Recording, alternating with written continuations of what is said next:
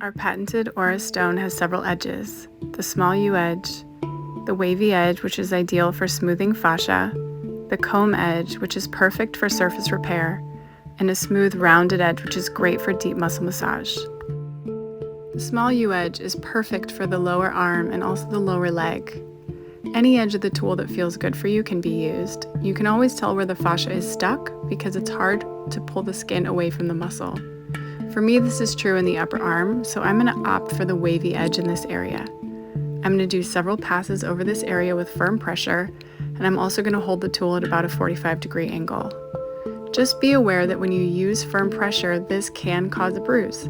This is not a bad thing. It's actually a very normal part of Gua Sha, and it means that you're clearing stagnation from the tissues. You can see a little bit of redness right here. You're more likely to bruise in an area where there's more stagnation, and you can always prevent that by using less pressure or doing fewer passes in that area. I'm going to demonstrate here how you can use the smooth rounded edge as well.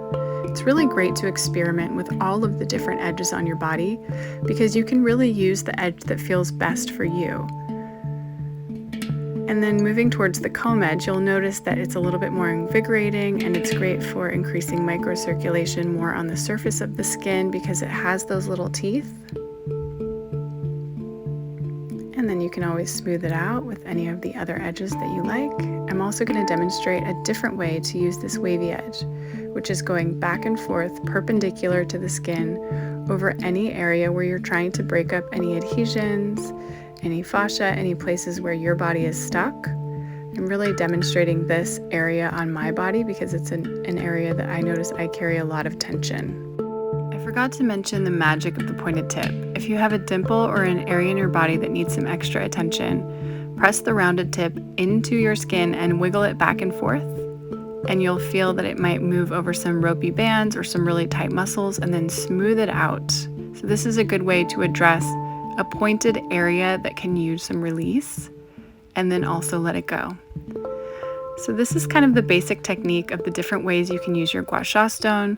I'm mostly demonstrating on my upper body because it's a little bit more easy to demonstrate on the arms, but this goes for every area of the body.